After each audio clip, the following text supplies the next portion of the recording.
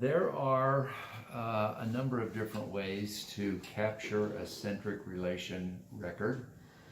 We're going to demonstrate one of those ways. This is called Schuyler wax. It's a fairly dead soft wax, meaning once it's bent into a position, it tends to stay in that position. It's quite dimensionally stable too, so as a platform, it holds its position. It doesn't do a lot of expanding and contracting with temperature change like some of the other waxes can do. And that's why I prefer it, but it does have to be handled with a little bit of care because it is a softer wax. So these little trapezoid shapes assistants can make up ahead of time. It's basically a half of a sheet of the Schuyler wax. It comes in sizes very similar to base plate wax.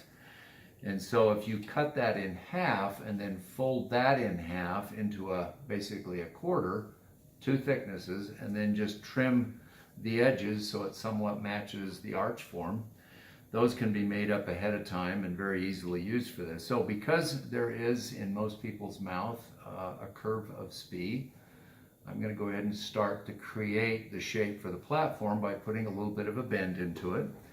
And then I'm going to position it here in the patient's mouth against the upper teeth with the front edge just anterior to the canines. It doesn't matter so much where the back ends up being. It's usually in the second molar area. And then while holding it in place, I'm going to touch the patient near the angles of the mandible and just have them touch the wax. Don't squeeze yet. And peek inside. Very good. That's excellent. And just now a little bit of squeeze. Hold in that position, real still. No squeeze, just right touch like you're doing. Now go ahead and open. And that's really all you want is just some slight indents. You don't want the teeth buried into the wax. You just want an index. So at this point, I can trim this. Oh, we do need some scissors, some straight scissors. Is this fine? Yeah, those will work just fine. So I can trim this. Basically, I'm going to trim the buccal cusps off, but I'm going to save material out by the canine indents. So I'll trim it kind of at an angle, like that. And then I'll do the same on the opposite side, starting at the canine, and then going back toward the buccal cusp tips. I like to trim these corners off at the back just so the cheek doesn't dislodge my platform. So now this is customized to fit our patient's upper arch. I'm going to reestablish that curve of spee that we took out by cutting this with the scissors. And then we'll insert, and now we kind of have a guide because of those indents. So November, same thing, just bring your back teeth to a touch, slightly squeeze, and now that wax, hold it in that position, will conform to that arch form. This extra wax up by the canines is used to fold up around the canines, and it just helps keep the platform in place. So now go ahead and open. Very good. Once the platform is made, it should be very stable. So if I push on it, as long as it stays in place, it doesn't want to tip or move on us. And that's very stable. So that's what we want. And again, just slight indents. At this point, we're going to now capture the centric relation record. So we'll do that with our butane torch. And this is called Almore wax. Another name for it is Dentistry wax. It's made from a sheet of the wax rolled up into a pencil form. And it allows me where the canines are. So at each canine, I'm going to add a little mound of this Dentistry wax. So let's heat up the end. You want to get it all over.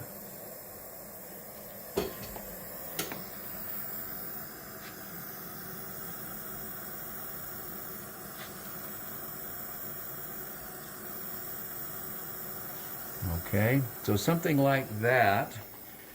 Now, from a distance, I'm going to chill that wax. So I'm 18 to 20 inches away, and I'm just starting to solidify that wax a little bit. If I inserted this at this point in November's mouth, this Dentistry wax or the Almore wax would all run to the back. So now you want to take it from that deep blue color to a more soft baby blue color, which tells us that it's now not going to run on us. And we'll insert the platform, and then Tanya, if you will just help me by holding right here, just with like we did before there, with one hand maybe like sure. that. Sure. Perfect, perfect.